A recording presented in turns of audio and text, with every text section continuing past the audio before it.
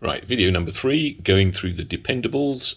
Oxford Biomedica, you've probably heard of them because they make the AstraZeneca vaccine in their offices or laboratories rather in Oxbox in Oxford, and they've done particularly well. The share price has gone up. I think I got it. Yeah, I'm in the mid sevens. I bought it at.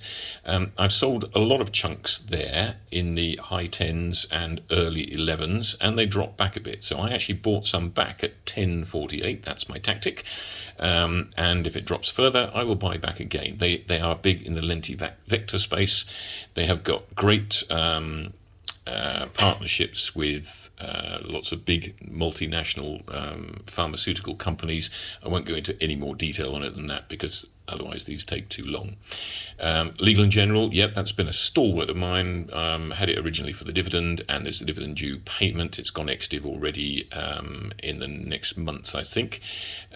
So I will top slice that if it gets to 2.95. It did get to 2.95 just before it went ex-div, but I'm going to hang on for the dividend. And if it drops back down, I'll buy more because it's a steady dependable, which is why it's in there.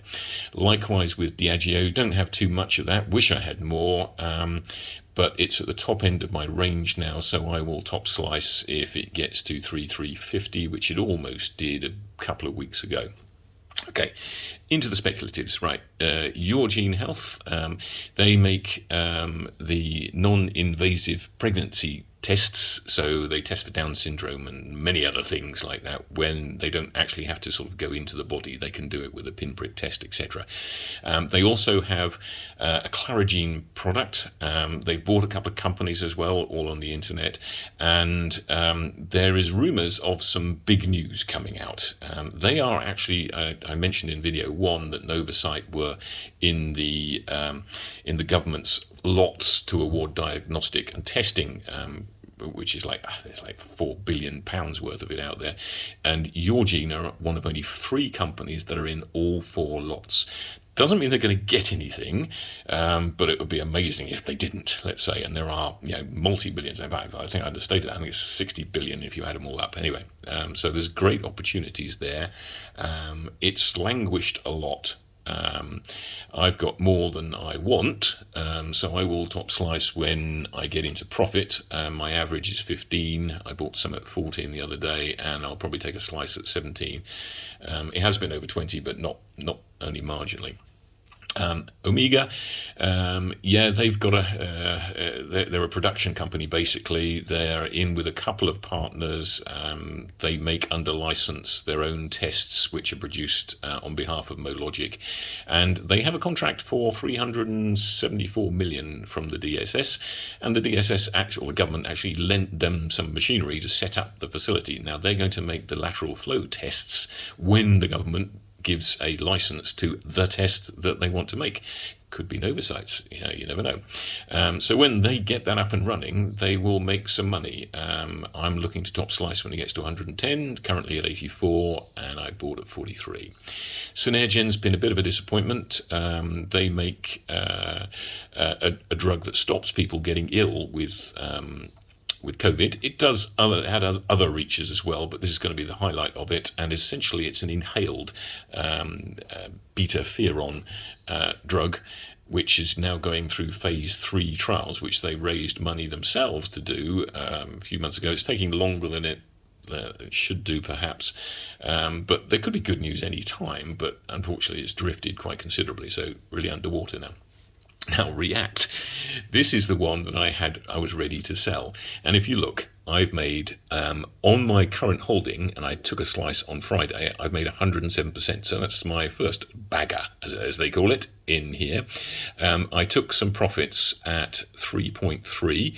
My average was 163. And when you add the profit I took, not the money, but the profit I took, then I'm actually up to 152% return on this stock. Now, the ideal is to get to above 200%, because then you basically can't lose unless you badly trade thereafter, because you're in the money at that point, even if the stock is worth 0. Now, REACT is a cleaning company, and they do industrial cleaning that other people don't like, so they clear up accidents, as well as doing COVID sites, and they do all the morbid stuff. Obviously for a higher margin. They recently announced that they bought a company called Fidelis, who is in another area, and they've announced some really big contracts recently. So I was looking to sell it when it got to about 220. Glad I didn't, and it's going up and up and up, and it's had several up days in a row, so hopefully it'll keep on going. But again, if it falls back, I'll buy more. Braveheart. Now, this is, what to say. This goes up and down like a yo-yo. They have a company, it's like Tech Capital, but they have several companies that do several things. It's very low market cap. They have a company called Paritech, which has lots of irons in its fire. Its rapid test can do a number of things, including other pathogens. So it's not just a COVID test, but that's what the market is focusing on. And unfortunately, the CEO of Braveheart is a guy called Trevor Brown, who likes to sell shares, and he's people hate him. However, he's created lots of value in Braveheart for me and others. So even though I'm underwater on my current amount, I'm still making 23% because of the dividends that he's paid out in the past. But it goes up and down like a yo-yo, and when it goes down like it did last week, you kind of know he's sold, and then a couple of days later you get confirmation. So not for the faint-hearted, Braveheart. Haha. RMS, oh yeah, pretty similar. Braveheart was in there. They've got a machine which produces masks, or rather doesn't produce them very well, but these masks actually kill COVID because they've got copper nanoparticles in them. Again, there's potentially other uses for it, but it's in the doldrums, so I wouldn't even bother looking at it if I were you. Argo blockchain, one of my favorites. This is the Bitcoin miner. They do other things as well, and they're essentially a blockchain technology company. All stuff I've learned through being a shareholder with them.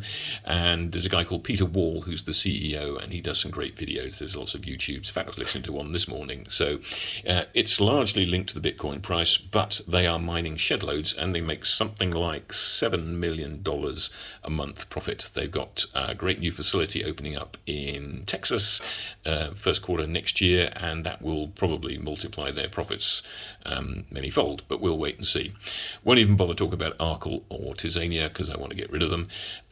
Microsake Systems. Now, this is the one that is linked to Deep Verge up here. Jerry Brandon, he's the CEO of Deep Verge, like he's the chairman anyway, so he's on the board of Microsake, which he was on Modern Water. Now, Deep Verge bought Modern Water after putting Jerry in as chairman.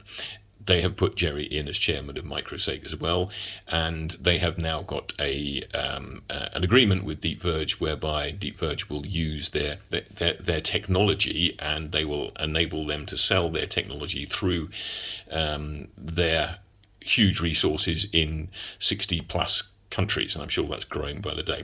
Now, Microsake make mass spectrometers, which is a highly technical thing, but anyway, they allow technicians to do things that they couldn't otherwise do, but they make them very small, so they can get them in places and work wonders. Now, they've also got a head of terms agreement, a bit like Deep Verge. It's not guaranteed yet, but they've signed heads of terms with a Chinese company to use these instruments in Chinese hospitals. Now, there are, I think, 33,000 Chinese hospitals with God knows how many millions or billions of beds. Anyway, huge if it comes off, and they're going to use it for testing psychiatric therapies, I think was the first one. So yeah, great potential.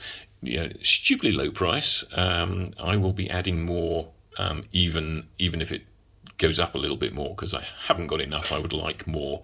But we'll see. And then finally on the list is Pires Investments, which that one is also an investment company like Braveheart and Tech Capital.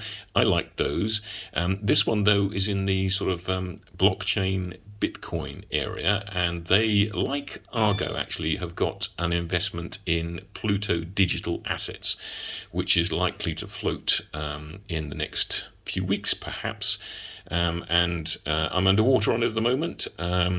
bought at 16. Well, I bought twice actually. I think I bought 18 and 13. I will add at 12. I've got down there. It has been down at 12, and I didn't do it. Might come to regret that. But anyway, it's a small punt. These are all speculatives. I think I would move React up into my dependables, although stupid. I'm thinking if I do, then that might sort of hit the price. But then again, I've sold some, so I'll give me a chance to buy back. So I think maybe I will put that up in the dependables. The other ones I like down here, microsake, but they still have to stay in speculatives because something's got to happen to them first, which I'm sure it will. Anyway, I hit my 10 minutes, so that's my 3 videos. I'll probably do this once a month or so. Anyway, happy investing.